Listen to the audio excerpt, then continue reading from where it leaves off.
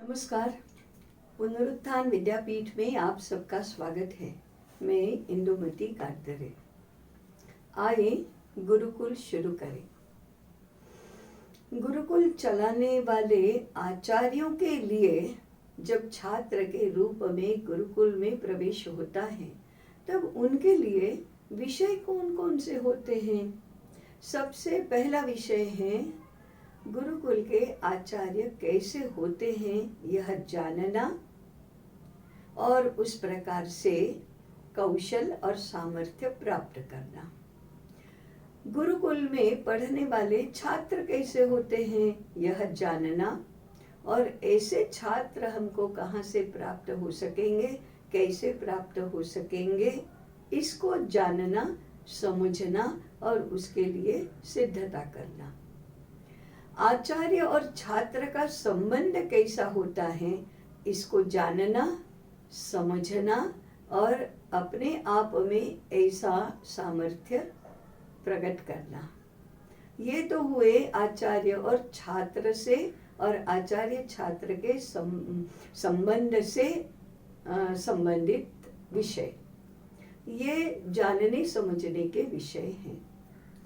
दूसरा है छात्र जिन परिवारों से आते हैं उन परिवारों के साथ हम कैसे संबंध स्थापित करेंगे, उनको गुरुकुल के साथ कैसे समरस बनाएंगे, उनको गुरुकुल के लिए आदर भाव पूर्ण व्यवहार करने लायक कैसे बनाएंगे, इसको जानना, समझना, इसके लिए कुछ योजना करना, इसके लिए सिद्धता करना। गुरुकुल में आने वाले आचार्य और छात्र समाज से आते हैं।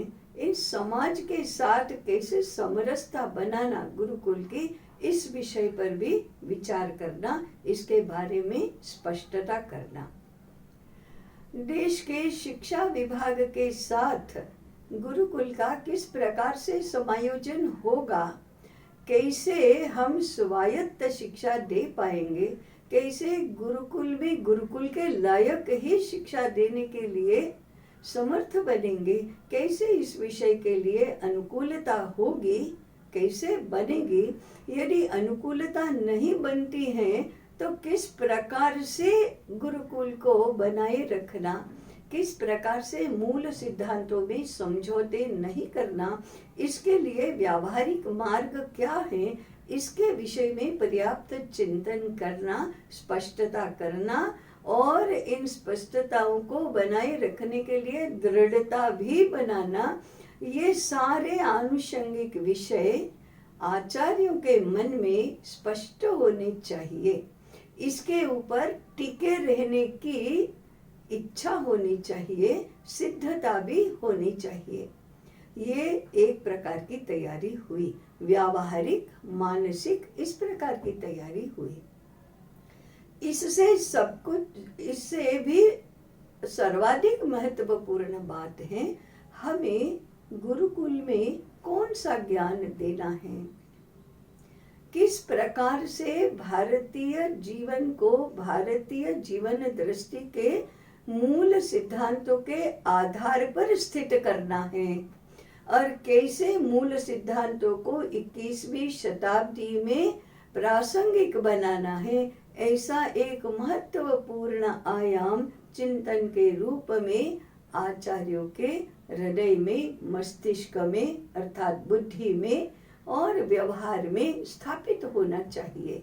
ये वास्तव में तपश्चर्या की शुरुआत है। अपने आप को ज्ञान प्राप्त करने के लिए समर्थ बनाना, प्राप्त ज्ञान की सुरक्षा के लिए समर्थ बनाना, ये एक प्रकार की तैयारी है। बीच में ही विचलित नहीं हो जाना, समय समय पर दुर्बल नहीं बन जाना, ये भी एक प्रकार की तपश्चर्या है। इसलिए गुरुकुल चलाने के लिए जो भी आचार्य बनने के लिए सिद्ध होते हैं उनकी तो अभी तपश्चर्या शुरू होती है। तपश्चर्या के बिना कोई भी सिद्धि प्राप्त नहीं होती है, इस बात का स्वीकार तो करना ही चाहिए। ये एक बात हुई, मैंने ये मानसिक तैयारी है, व्यावहारिक सिद्धता है, संदर्भों को समझने की क्षमता है और अपने आप को सिद्ध बनाने की, समर्थ बनाने की तैयारी है। ये एक प्रकार की तैयारी हुई।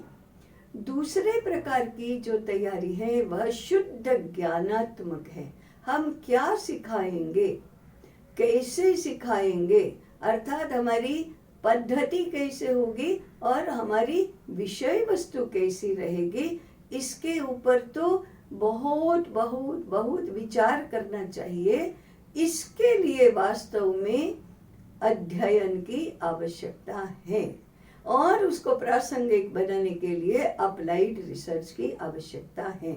हम इस अध्ययन और व्यावहारिक अनुसंधान के बाद अगले अध्याय में शुरू कर रहे हैं। जुड़े रहें, विचार करें, सहमति बनाते जाएं, इसके लिए सुझाव दें, प्रश्न करें, इस यात्रा में साथ में बने रहें। नमस्कार।